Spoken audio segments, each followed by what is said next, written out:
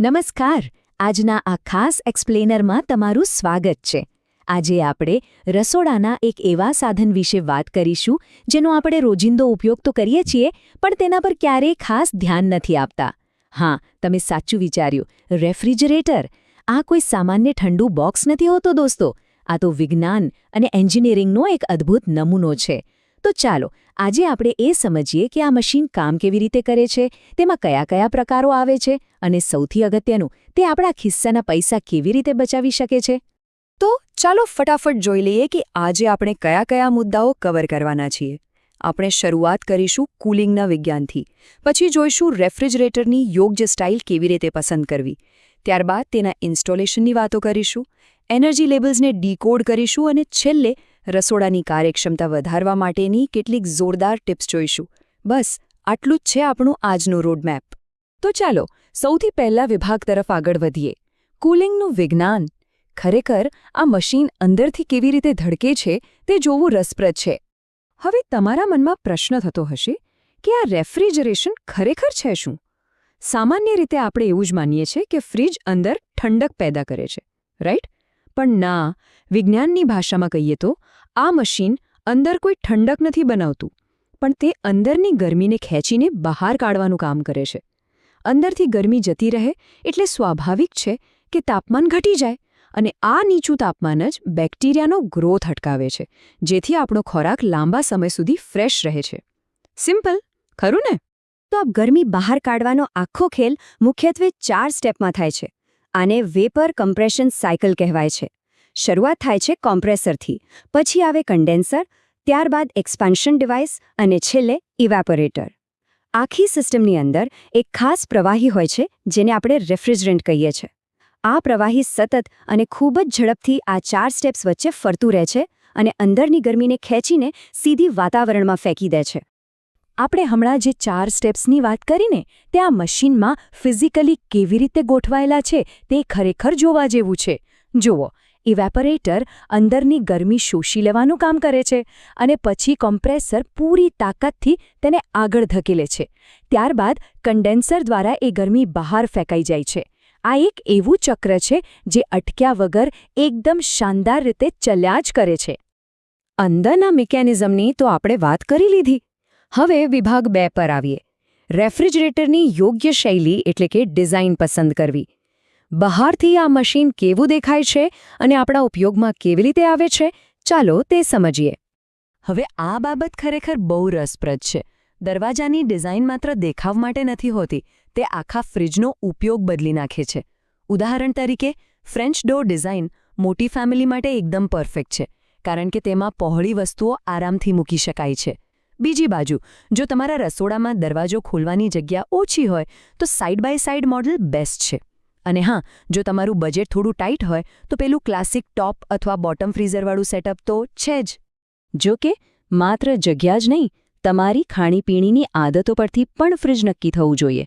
માની લો કે તમારા ઘરમાં તાજા શાકભાજી અને ફળો રોજ ખવાય છે, તો તમારે એવા મોડેલ પર ધ્યાન આપવું જોઈએ જેમાં ભેજ નિયંત્રિત ક્રિસ્પર્સ હોય અને તાજી વસ્તુઓ આંખની સામે રહે. પણ જો તમારી લાઇફસ્ટાઇલ બહુ બિઝી છે અને તમારે ફ્રોઝન ફૂડ કે પિઝા પર વધુ આધાર રાખવો પડે છે, તો પછી મોટું ફ્રીઝર અને એડેપ્ટિવ ડીફ્રોસ્ટ જેવી સુવિધાઓ હોય તેવું મોડેલ જ પસંદ કરવું જોઈએ. શૈલી પછી ચાલો ત્રીજા વિભાગ તરફ આગળ વધીએ. ઇન્સ્ટોલેશન અને ફિટિંગ. આટલું મોટું મશીન રસોડામાં ક્યાં અને કેવી રીતે ફિટ બેસશે તે જાણવું પણ એટલું જ જરૂરી છે. ઇન્સ્ટોલેશનની સ્ટાઇલ તમારા રસોડાના દેખાવ અને તમારા બજેટ આ બંને પર સીધી અસર કરે છે. સૌથી સામાન્ય છે ફ્રી સ્ટેન્ડિંગ મોડલ, જે એકદમ ફ્લેક્સિબલ છે અને તમે તેને ગમે ત્યાં મૂકી શકો છો. બીજો પ્રકાર છે બિલ્ટ ઇન મોડલ્સ. આ મોડલ તમારા રસોડાના કેબિનેટ સાથે એકદમ ફ્લશ એટલે કે સરખી સપાટી પર બેસી જાય છે. તે દેખાવમાં એકદમ પ્રીમિયમ લાગે છે, પણ હા, તે કાયમી હોય છે અને થોડા ખર્ચાળ પણ હોય છે. હવે જો તમને પ્રીમિયમ લુક પણ જોઈએ છે અને વધુ ખર્ચો પણ નથી કરવો, તો આ બંનેની વચ્ચેનો એક અદ્ભુત રસ્તો છે, કાઉન્ટર ડેપ્થ રેફ્રિજરેટર્સ. તે સામાન્ય રીતે 24 ઇંચ ઊંડા હોય છે, જેથી તે તમારા કિચન કેબિનેટની બહાર ડોકિયા ન કરે. આનાથી તમને પેલા મોંઘા બિલ્ટ ઇન જેવો જ શાનદાર લુક મળે છે અને સૌથી સારી વાત એ છે કે તે કાયમી ફિટિંગ નથી હોતું, એટલે જો ક્યારે ઘર બદલવાનું થાય તો તેને આરામથી સાથે લઈ જઈ શકાય છે. આગળ વધીએ આપણા ચોથા વિભાગ પર, એનર્જી લેબલ સમજવા. આ મશીન આપણા પર્યાવરણ અને આપણા વીજળીના બિલ પર કેવી અસર કરે છે તે સમજવાનો સમય આવી ગયો છે. તમે માર્કેટમાં જાઓ અને નવું ફ્રિજ જુઓ ત્યારે આ બ્લુ રંગનો એનર્જી સ્ટાર લોગો ચોક્કસ શોધજો. આ કોઈ સામાન્ય દેખાડો કરતું સ્ટીકર નથી. આ એક ગેરંટી છે કે આ મશીન અમેરિકાની પર્યાવરણ સુરક્ષા એજન્સી દ્વારા નક્કી કરાયેલા ઊર્જા બચતના એકદમ કડક નિયમો પાસ કરીને આવ્યું છે. ખરા અર્થમાં વીજળી બચાવવા માટે આ એક સુવર્ણ ધોરણ છે. આની સાથે બીજું એક અત્યંત મહત્વનું લેબલ હોય છે, આ પીળા રંગનું એનર્જી ગાઇડ લેબલ. આ લેબલ તમને ચોખ્ખો અંદાજ આપે છે કે આ મશીન આખું વરસ ચલાવવાનો ખર્ચ કેટલો આવશે. જુઓ, ફ્રિજ ખરીદતી વખતે માત્ર તેની કિંમત જોવી પૂરતી નથી. ભવિષ્યમાં દર મહિને તમારા ખિસ્સામાંથી વીજળીના બિલ પેટે કેટલા પૈસા જવાના છે તે સમજવા માટે આ લેબલ વાંચવું બહુ જ જરૂરી છે. અહીં સૌથી મહત્વનો મુદ્દો એ છે કે જે ફ્રિજ પર એનર્જી સ્ટાર લાગેલું હોય ને તે બજારમાં મળતા સાદા મોડેલ કરતાં 9% ઓછી વીજળી વાપરે છે.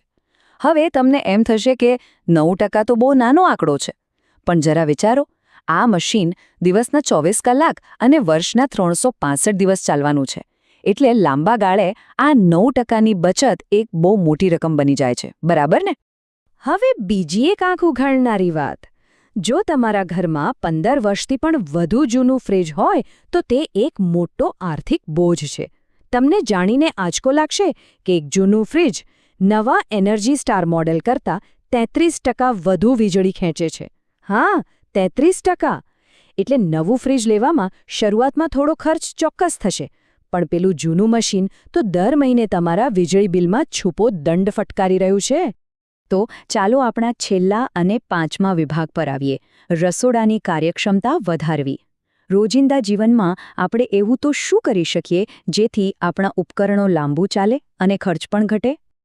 આ રહી કેટલીક સ્માર્ટ અને એકદમ સરળ આદતો જે તમે આજથી જ શરૂ કરી શકો છો. સૌથી પહેલાં, ફ્રિજનું તાપમાન હંમેશા 35થી 38 ડિગ્રી ફેરનહીટ વચ્ચે રાખો અને ફ્રીઝરને 0 ડિગ્રી પર સેટ કરો. બીજું, ફ્રિજની પાછળ હવા ફરવા માટે હંમેશા થોડી જગ્યા રાખો જેથી કન્ડેન્સર આરામથી શ્વાસ લઈ શકે. કન્ડેન્સર કોઇલને નિયમિત સાફ કરતા રહો. અને હા, ફ્રિજના દરવાજાના રબર સીલ બરાબર બંધ થાય છે કે નહીં તે કાગળનો ટુકડો મૂકીને ચેક કરતા રહો, જેથી અંદરની ઠંડક મફતમાં બહાર ન જતી રહે. આ એક ભૂલ ઘણા લોકો કરતા હોય છે. આપણામાંથી ઘણાના ઘરમાં, ખાસ કરીને બેઝમેન્ટ કે ગેરેજમાં, એક જૂનું ફ્રિજ એમ જ પડ્યું હોય છે.